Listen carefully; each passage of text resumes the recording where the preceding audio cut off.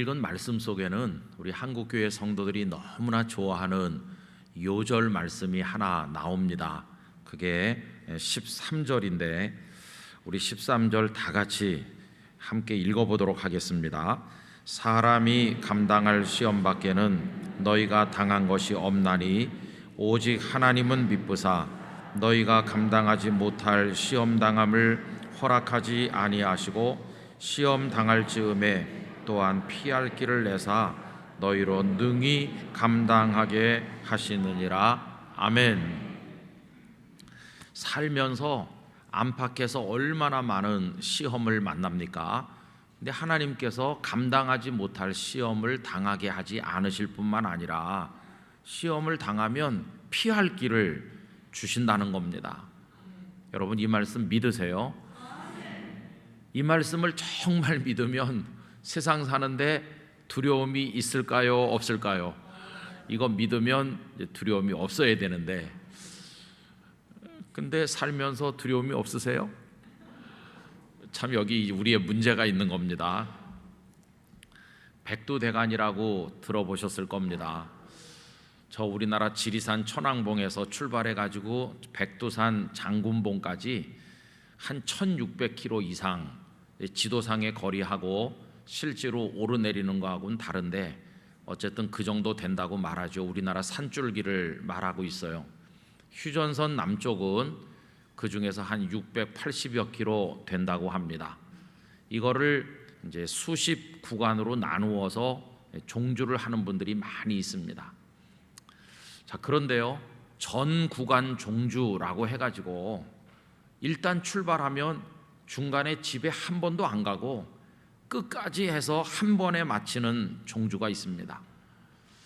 몇 해 전에 연세가 80이신 어떤 어른이 45일 만에 지리산 천왕봉을 출발해서 강원도 향로봉까지 집에 한 번도 안 가고 그냥 산에서만 해가지고 완주하셔서 세상을 놀라게 했습니다. 뭐 중간중간에 집에 갔다 오면서 구간 종주를 하는 건 집에 가서 뭐 다 또 싸가지고 오고 하니까 문제가 없는데 한 번도 집에 안 가고 쭉 가는 거는 여러 가지 어려움이 있을 거 아니겠어요? 그래서 그때는 이제 중간에 물자를 보급해 주는 사람들이 있는 겁니다. 그래서 어디쯤 가면 기다리고 있다가 먹거리도 대주고 필요한 약품 뭐 이런 걸 이제 해주는 거죠. 이렇게 할 때 중요한 것은 뭐냐 하면 서로 간의 신뢰가 중요합니다. 내가 요 지도를 따라서 이렇게 가서 어디쯤 가면 보급해 주는 이가 거기 와서 식량도 대주고 이것저것 줄 거다. 서로 간의 약속을 믿고 지키는 게 너무도 중요하죠. 근데 이스라엘 백성들이 애굽에서 나온 다음에 이제 가나안까지 가는 대장정을 시작했습니다. 그것도 만만치 않은, 한 명이 가는 것도 아니고 수백만 명이 같이 가야 되는 어려운 장정을 시작했는데 가나안 땅에 도착할 때까지 인도하시고 보급을 책임지신 분이 누구십니까? 하나님이시죠. 내가 책임져 줄게, 내가 가나안에 도착할 때까지 함께 해줄게, 이렇게 하셨거든요. 그러면 이스라엘 백성들하고 하나님 사이에 필요한 게 뭡니까? 절대적인 신뢰가 필요한 것이죠. 하나님께서 우리의 필요를 채우시고 인도해 주실 줄 믿습니다. 이게 꼭 있어야 되는 거죠. 그런데 성경을 읽어보면 백성들이 하나님을 전적으로 신뢰하지 못하였습니다. 하나님을 믿지 못하게 되니까 여러 가지 문제가 그 가는 도중에 생겼는데 바울 사도를 통해서 오늘 읽은 본문 속에서 도대체 어떤 일들이 벌어졌는가, 이거를 우리들에게 가르쳐주고 계십니다. 하나님을 신뢰하지 못할 때 생겨난 문제, 첫째는 우상 숭배가 일어나고 말았습니다. 오늘 말씀 7절 보십시오. 그들 가운데 어떤 사람들과 같이 너희는 우상 숭배하는 자가 되지 말라 기록된 바 백성이 앉아서 먹고 마시며 일어나서 뛰논다 함과 같으니라. 모세가 하나님의 말씀 받으려고 시내산에 올라가셔서 계시는 동안에 산 아래에 있었던 백성들은 금송아지를 떡 만들어 놓고 우리를 인도하는 여호와다 하면서 금송아지 앞에 절을 하고 먹고 마시고 뛰노는 것입니다. 우상 숭배가 이루어졌습니다.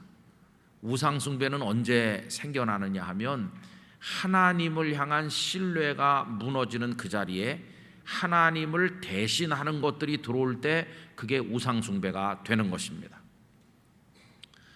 또 가나안까지 가는 과정에 어떤 일이 있었나? 두 번째로는 음행이 있었는데 오늘 본문 8절 보시기 바랍니다. 그들 중에 어떤 사람들이 음행하다가 하루에 2만 3천 명이 죽었나니 우리는 그들과 같이 음행하지 말자. 여러분, 민수기 25장에 보면 모압과 미디안의 어여쁜 여인들이 이스라엘 남정네들을 유혹하는 미인계를 행했는데 어리석은 남자들이 다 넘어가서 그 여인들과 음행을 하면서 그 여인들이 가져온 우상들에게 절을 하여 하나님께 큰 악을 행함으로 진노를 받아서 많은 사람들이 죽게 됐어요. 여러분, 음행은 이 세상의 더러운 쾌락을 추구하는 건데 언제 이런 일이 생기느냐 하면 하나님을 신뢰하고 하나님을 따라 사는 삶이 주는 거룩한 기쁨이 메마를 때 세상적인 더러운 쾌락을 추구하는 일이 생기는 것입니다. 우리 영락교회 성도님들은 하나님과 함께하고 하나님을 따라 사는 데서 오는 경건하고도 깊고도 거룩한 기쁨이 충만하시기를 바랍니다. 근데 세속의 쾌락 같은 건 아무것도 아닌데 이 사람들은 거기 넘어가고 말게 된 것이죠. 세 번째 있었던 일은 주님을 시험하게 된 것입니다. 오늘 말씀 9절을 보십시오. 그들 가운데 어떤 사람들이 주를 시험하다가 뱀에게 멸망하였나니 우리는 그들과 같이 시험하지 말자. 민수기 21장에 보면 하나님께서 이스라엘 백성들에게 돌아서 가게 하신 일이 있습니다. 거기 에돔 사람들이 살고 있었기 때문이죠. 여러분, 에돔 사람들은 야곱의 쌍둥이 형님인 에서의 후손입니다. 피가 같이 흐르는 동족이나 마찬가지니까 하나님께서 이 땅은 에돔의 땅이기 때문에 너희들에게 주지 않을 것이니 그 땅으로 들어가지 말고 돌아서 가라 하셨거든요. 그랬더니 백성들이 가고 싶은 길로 못 가게 한다고 화가 나가지고 하나님 앞에 투정을 하는데 뭐 먹을 게 없느니 마실 게 없느니 그러면서 하나님 앞에 대들기 시작한 게 21장에 나옵니다. 이건 하나님께 대한 신뢰도 없는 것이고 하나님께서 우리를 사랑하지 않는다고 불평하는 것이죠. 결국 하나님을 향해 그들의 마음의 분노를 표출했을 때 불뱀이 사방에서 나와서 이 백성들을 물게 된 일이 민수기 21장에 나옵니다. 또 하나님을 신뢰하지 않을 때 어떤 일이 벌어졌느냐 하면 네 번째로는 하나님을 사사건건 원망하게 되었습니다. 오늘 말씀 10절입니다. 그들 가운데 어떤 사람들이 원망하다가 멸망시키는 자에게 멸망하였나니 너희는 그들과 같이 원망하지 말라 하십니다. 여러분, 아마도 이것은 민수기 16장 사건을 가리킨다고 생각이 됩니다. 어느 날 고라 그리고 다단, 아비람, 온 이런 사람들이 작당을 해가지고 백성들을 들쑤시면서 모세와 아론을 향해 달려들었는데 왜 당신들만 지도자 노릇을 하는 것이냐? 우리도 지도자가 될 수 있는데, 이런 얘기였습니다. 여러분, 모세와 아론을 지도자로 세우신 분이 누구십니까? 하나님이시잖아요. 결국 그들의 이런 행동은 모세와 아론에 대한 도전이 아니라 하나님의 통치에 대한 도전이었기 때문에 그 일로 인해서 그들이 큰 징벌을 받은 일이 나와 있습니다. 지금 바울 사도를 통해서 몇 가지 말씀하시죠. 하나님을 신뢰하지 않을 때 우상숭배, 행음하는 일, 그리고 주님을 시험하고 원망하는 일, 이런 일들이 광야를 가는 도중에 일어났는데 이런 일들을 우리들에게 보여주셨는데 너희는 그렇게 하면 안 된다 하고 말씀을 해주시는 것입니다. 마치 엄마 손잡고 꼬마가 시장에 갔는데 엄마 손잡고 잘 따라다녀야 될 그 녀석이 엄마 손 팽개치고 자기 멋대로 뛰어다니면서 많은 문제를 일으키는 것과 비슷하지 않습니까? 이스라엘 백성들의 광야길, 하나님을 신뢰하지 않았고 온갖 문제가 일어났음을 오늘 말씀에서 확인하게 되는 것입니다. 이거 읽으면서 무슨 생각이 드느냐 하면 우리 생각이 드는 거죠. 여러분, 우리도 태어나서 하나님의 나라, 우리에게 주시는 가나안에 도착하기까지 인생길이라고 하는 광야길을 지금 걸어가고 있는 중 아닙니까? 2021년도 절반을 살고 이제 하반기를 눈앞에 둔 지점까지 우리가 걷고 있는 것입니다. 저는 우리들이 주님이 기다리시는 우리의 가나안에 도착하는 그날까지 이 광야길 잘 통과하기를 간절히 원합니다. 이걸 잘 통과하기 위해서 우리는 어떻게 해야 될까요? 오늘 말씀에서 하나님께서는 바울 사도를 통해 이스라엘의 예를 보여주시면서 그들을 반면 교사로 삼아서 우리는 그렇게 하면 안 된다는 걸 가르쳐 주시는 거죠. 그게 본보기가 된다는 겁니다. 오늘 말씀 6절입니다. 이러한 일은 우리의 본보기가 되어 우리로 하여금 그들이 악을 즐겨한 것 같이 즐겨하는 자가 되지 않게 하려 함이니, 그 이스라엘의 이야기를 보면서 반면교사로 삼으라는 거죠. 11절도 같은 내용입니다. 그들에게 일어난 이런 일은 본보기가 되고 또한 말세를 만난 우리를 깨우치기 위하여 기록되었느니라. 여러분, 이스라엘의 전철을 밟아서는 안 된다는 걸 알려주십니다. 그럼 우리는 어떻게 하면 광야를 잘 걸어갈 수 있을 것인가? 이렇게 생각할 때 첫째는요, 우리 속에서 끊임없이 일어나는 모든 욕망, 여러분 그 욕망을 다 지워 나가시기를 바랍니다. 이 욕망이 문제거든요. 한번 생각해 보세요. 이 사람들이 먹고 싶은 거, 마시고 싶은 거 다 먹고 마시고 싶다. 또 아름다운 여인들과 세상의 쾌락을 즐기고 싶다. 그리고 뭐 가고 싶은 코스로 가고 싶다. 이런 거 다 얘기했는데, 그리고 지도자의 자리에 앉고 싶다. 뭐 이런 거, 이게 다 뭡니까? 이게 다 욕망이거든요. 어떤 사람이 마라톤 경주에 출전했다고 해보세요. 그런데 갑자기 저는 이쪽 길로 가고 싶은데요, 그러면 될까요? 코스가 다 이미 정해져 있어서 돌아갈 땐 돌아가고 가파른 길은 가파른 길로 정해진 코스대로 가는 거지, 나는 내가 코스를 정하고 싶어요, 이른다든가 나는 좀 쉬어서 삼겹살 거먹고 가고 싶어요, 뭐 그런다든가, 이게 되겠어요? 그 욕망을 억누르지 못하면 그 사람은 정해진 코스를 갈 수가 없잖아요. 지금 이 백성들은 그냥 흥청망청 놀이를 나온 게 아니라 가나안이라고 하는 목적지를 향해 가는 건데, 하고 싶은 거 다 하고 먹고 싶은 거 다 먹고 가고 싶은 대로 자기 마음대로 이 욕망이 관철되겠습니까? 안 되는 거죠. 그래서 하나님께서 중간중간 이놈 하시는 겁니다. 그랬더니 하나님께서 우리를 사랑하지 않는가 봐 그러면서 떠나는 겁니다. 그리고는 누구에게로 갔냐 하면 우상에게로 가는 거죠. 성도 여러분, 사탄의 전략을 경계하시기를 바랍니다. 사탄은요 꼭 이렇게 말해요. 봐라, 하나님이 안 해주지 내가 해줄게, 내가. 사탄은 그렇게 우리를 유혹하면서 우리가 원하는 거 주는 것처럼 보여요. 먹고 싶은 거 많이 먹으라고 그래요. 근데 그건 뭐와 같으냐 하면은 짐승을 키우는 사육사가 맛난 거 많이 먹여서 살이 포동포동 찌게 한 다음에 통째로 잡아먹으려고 하는 것과 똑같아요. 하나님께서는 안 된다고 말씀할 때도 있어요. 근데 사탄은 너 하고 싶은 거 다 해라. 그래서 어리석은 우상 숭배자가 되는 겁니다. 우리 안에 욕망, 그거 깨뜨리고 제거하면서 살아가기를 원합니다. 두 번째로, 우리가 이제 이런 거 버린다면 어떻게 우리 광야길을 안전하게 갈 수 있는가? 하나님 아버지를 절대적으로 신뢰하시기를 바랍니다. 여러분, 하나님께서 그들에게 이놈 하기만 하셨나요? 아니요. 다 하나님께서는 그들에게 필요한 거 주시고 최선의 방법으로 인도하셨는데, 그 내용이 1절 이하에 나오는 걸 볼 수 있어요. 1절부터 4절까지 제가 읽어보겠습니다.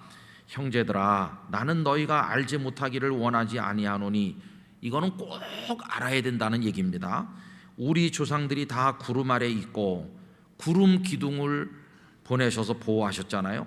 바다 가운데로 지나며 홍해를 마른 땅처럼 건너도록 하셨잖아요. 모세에게 속하여 모세와 함께 다 구름과 바다에서 세례를 받고 하나님의 말할 수 없는 은혜를 경험했고, 다 같은 신령한 음식을 먹으며 만나와 메추라기라는 기적의 음식을 먹었고, 다 같은 신령한 음료를 마셨으니 반석에서 솟는물을 마셨잖아요.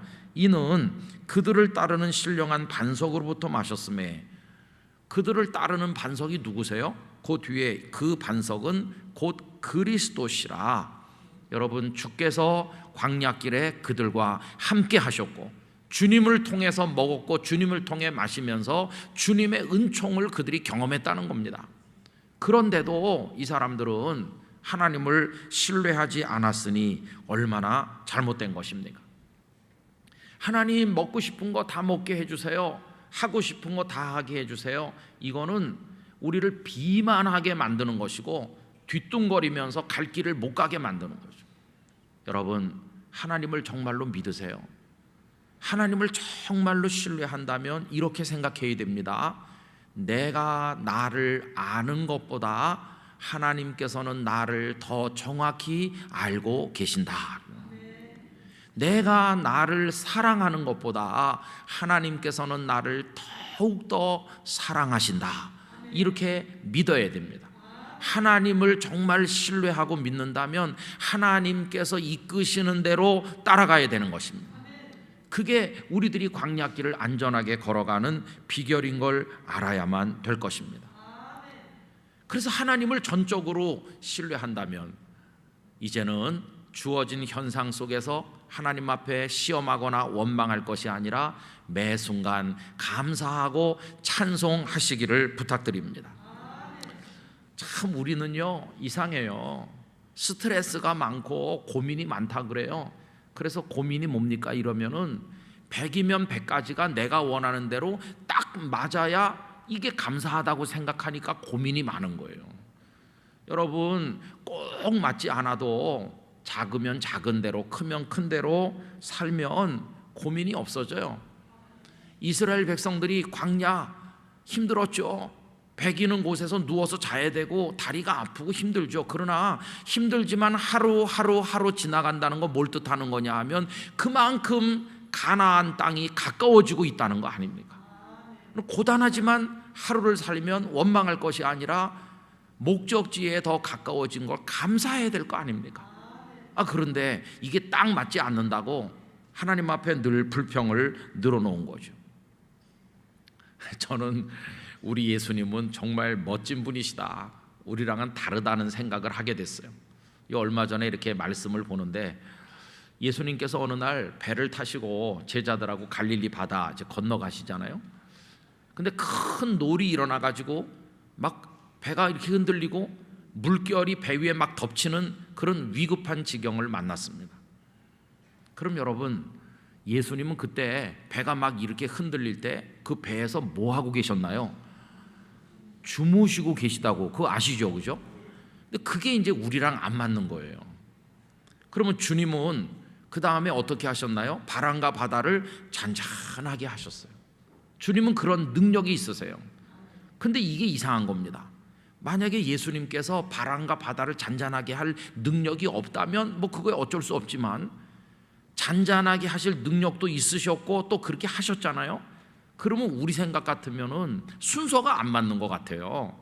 왜냐하면 이렇게 놀이 일어나고 뭐 배가 흔들리고 그러면 우리 같으면 먼저 바람과 바다를 잔잔하게 만들어 놓으시고 그 다음에 주무시면 좋을 것 같아요. 그죠?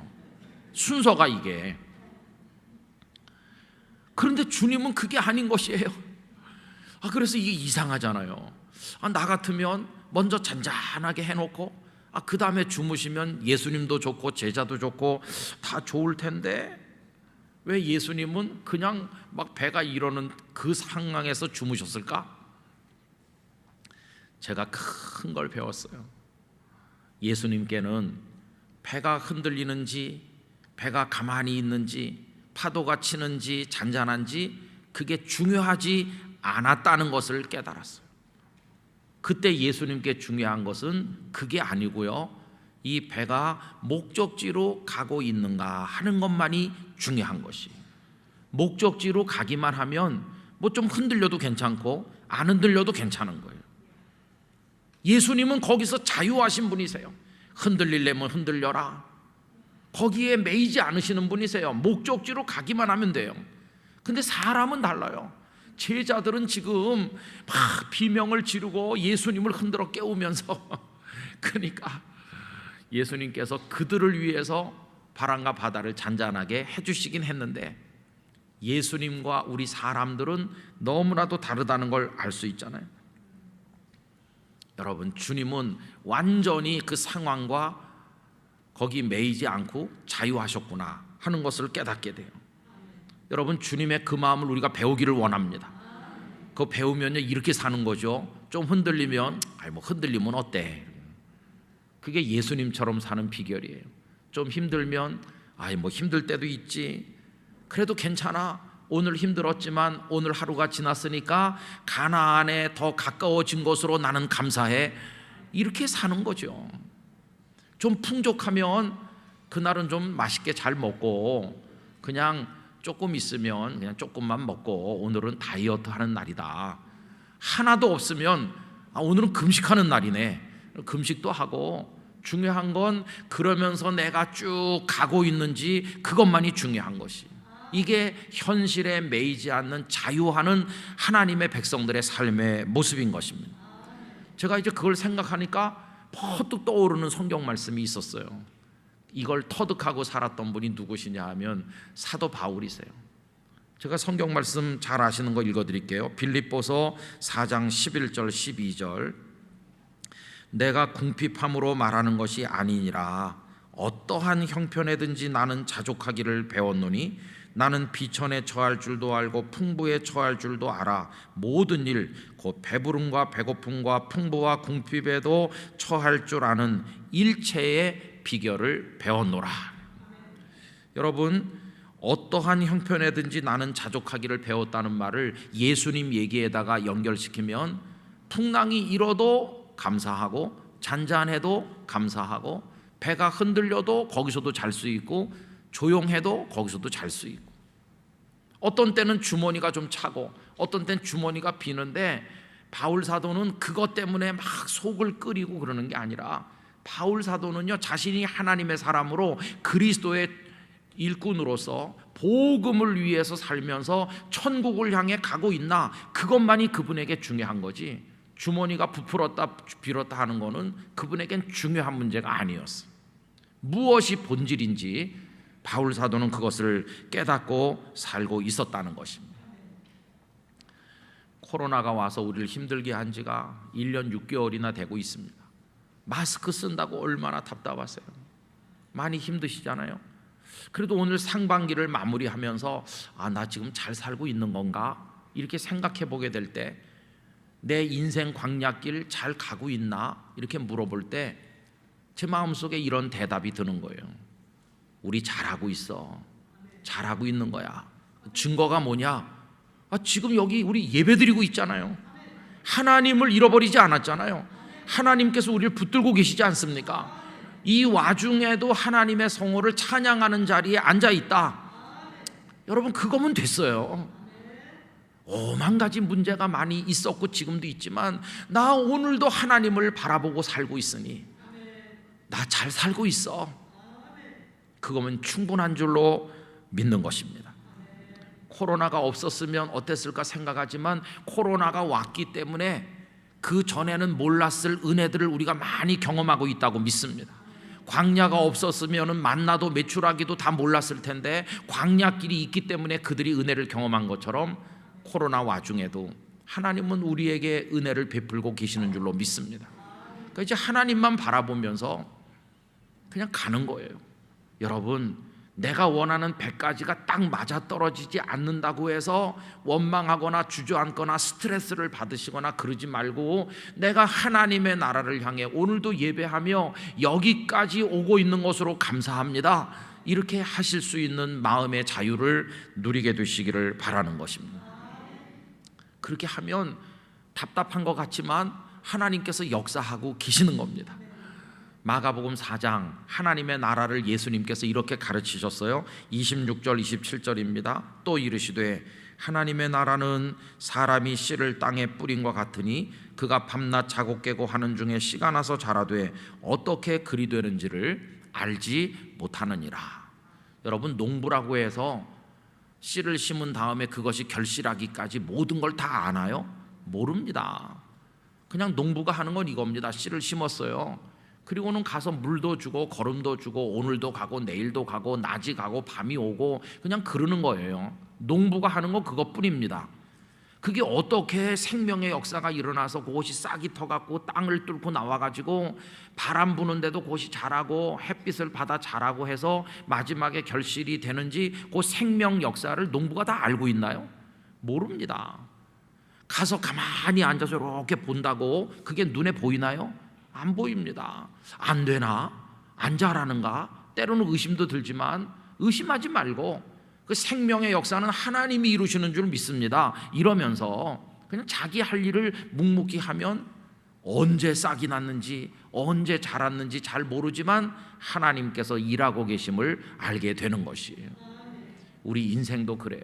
모든 걸 내가 계획하고 모든 게 내가 생각하는 대로 딱 많고 주머니에 있어야 될 게 언제나 차고 넘치고 모든 게 내 뜻대로 다 되지 않아도 그래도 나는 오늘 여기서 예배하고 내 갈 길이 하나님 인도하심 속에 있고 주님 기다리시는 가나안에 도착을 할 것이고 나는 지금 가고 있는 중이야. 여러분, 그걸로 충분한 줄로 믿습니다. 마음의 무거운 짐을 다 내려놓으시고 완전한 자유와 기쁨 가운데 우리의 광야길을 걸어가게 되기를 원하는 것입니다. 가는 도중에 구두 신고 가는지 운동화 신고 가는지 고무신 신었는지 맨발인지 그런 거 하나도 중요한 게 아니에요. 중요한 건 가고 있는지가 중요하고 도착하는지가 중요하지 천국문에서 구두 신었냐 운동화 신었냐 이런 건 중요하지 않아요. 그런데도 우리는 모여가지고 어디째 구두예요? 그런 거 가지고 물어봐요. 아유, 고무신 신었네. 요새가 어떤 세상인데 무시하기도 하고 맨발이라고 깔보기도 하고 그런 거 하면 안 돼요. 제가 요만했을 때 아베베가 제가 살던 경인 가도 그리로 마라톤을 하는데 맨발로 달리더라고요. 맨발.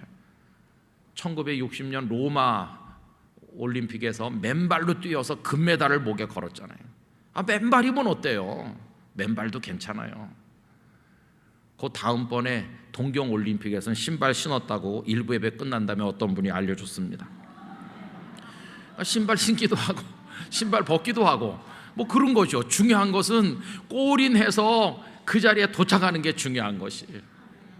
살다가 건강하실 때도 있고 아플 때도 있고 뭐 자식이 속 썩일 때도 있고 잘할 때도 있고 뭐 여러 가지 상황이 달라지잖아요. 돈 좀 생길 때도 있고 마를 때도 있고 그래도 중요한 건 오늘 내가 하나님을 경외하며 하나님을 신뢰하며 한 걸음도 쉬지 않고 내 주님 기다리시는 그곳으로 가고 있는지 그것만이 중요한 것이에요. 아무리 좋은 옷을 입고 구두 좋은 거 신고 그냥 모양을 잔뜩 내도 안 가고 그 자리에 있으면 퇴보하고 있으면 무슨 소용이 있어요. 우리 영락교회 성도들이 현실의 모든 것들로부터 자유하시고 하나님만 신뢰하고 하루하루 걸어가시기를 바랍니다. 어느 날 마지막 날이 올 것이고 마지막 발걸음이 탁 닿는 날 그곳에서 기다리시는 주님을 만날 것입니다. 그때까지 인생의 광야길을 기쁨과 감사로 잘 걸어가시게 되기를 간절히 축원합니다.